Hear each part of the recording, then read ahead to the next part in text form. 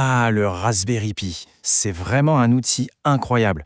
On peut absolument tout faire avec, que ce soit pour des projets de domotique à la maison ou même pour des applications industrielles en IoT. Mais il y a un mais. Cette flexibilité cache un vrai défi.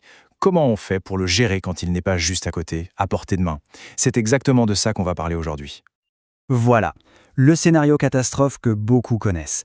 Imaginez la scène, le PCI est installé, bien caché derrière un écran. Et là, paf, il est complètement gelé. Bloqué. On fait quoi?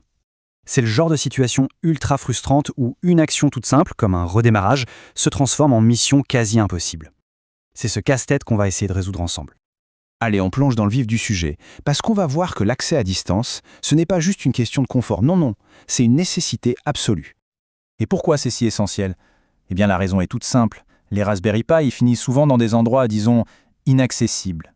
On parle de configuration headless, donc sans écran ni clavier. Ou alors ils sont enfermés dans une armoire de machine, vissés derrière un écran de kiosque dans un lieu public, ou ils tournent tranquillement comme serveur à la maison, cachés dans un placard. Dans tous ces cas, il faut pouvoir intervenir sans avoir à tout démonter. Ok, donc on a bien cerné le besoin. Maintenant, regardons un peu les méthodes traditionnelles qu'on utilise depuis des années. Elles ont bien servi, c'est vrai, mais aujourd'hui, face aux problèmes modernes, elles montrent sérieusement leurs limites. Cette comparaison, elle est très parlante. D'un côté, on a les outils habituels. Le SSH, c'est super, mais c'est uniquement de la ligne de commande. Du texte, rien d'autre. Et de l'autre, le VNC, qui permet d'avoir l'interface graphique. Mais soyons honnêtes, c'est souvent lent. Ça rame, et la configuration, c'est une autre histoire. Face à ça, quels sont les vrais besoins? On veut un contrôle graphique total et fluide.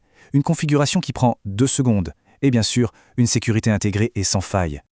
Alors, la grande question, est-ce qu'une solution qui coche toutes ces cases existe? Eh bien oui, et c'est là qu'une alternative bien plus moderne entre en scène. Voilà, tout est dit. Une méthode plus simple et plus sécurisée. C'est une promesse simple, mais vraiment puissante. L'idée qu'il existe une bien meilleure façon de gérer ces appareils à distance. Alors, SplashTop, qu'est-ce que c'est concrètement? En gros, c'est un outil d'accès à distance haute performance. Il permet un contrôle graphique total d'un Raspberry Pi depuis n'importe quel appareil, PC, Mac, iOS, Android, même un Chromebook. Et ce, de n'importe où. La magie du truc, c'est que ça fonctionne sans aucune configuration réseau compliquée. On installe un petit logiciel, le streamer, sur le Pi, et il diffuse l'interface, tout simplement. Bon, la promesse est belle, mais est-ce que ça tient la route? Qu'est-ce qui rend cette solution vraiment fiable et performante? Allons voir les preuves concrètes. Ce qui est génial ici, c'est que chaque fonctionnalité répond pile à un des problèmes qu'on a vus avant. L'accès graphique instantané et la faible latence, ça résout les lenteurs de VNC. La fonction de redémarrage à distance, c'est LA solution pour notre Pi bloqué. Et le tout sans configuration complexe, sans VPN, sans redirection de port, c'est un vrai soulagement. 30 millions. Ce chiffre, ce n'est pas juste pour faire joli. C'est un indicateur de confiance absolument massif. Quand des millions de personnes et 85% des plus grandes entreprises du monde, celles du Fortune 500, adoptent une technologie, ça veut dire qu'elle est fiable, robuste et qu'elle a fait ses preuves à grande échelle.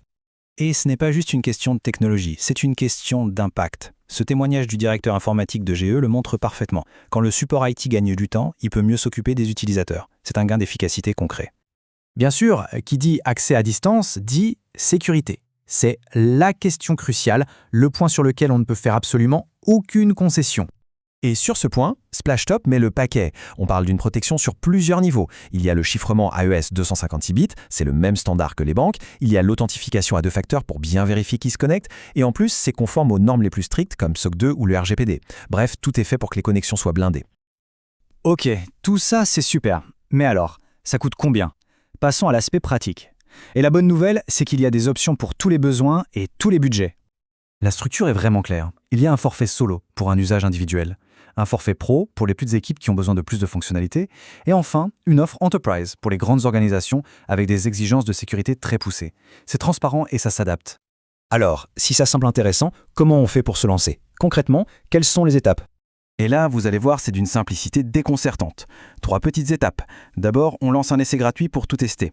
Ensuite, on télécharge le Linux Framer sur le Raspberry Pi. Et enfin, on se connecte depuis l'application SplashTop. C'est tout, on ne peut pas faire plus simple. Et pour finir, une question à méditer. Si l'accès à n'importe quel appareil, de n'importe où, devenait simple comme bonjour, quel serait le prochain projet à démarrer? Quelles nouvelles possibilités ça ouvrirait? Parce qu'au fond, c'est de ça qu'il s'agit. Quand on libère l'accès à ces outils, on libère aussi son potentiel pour créer et innover.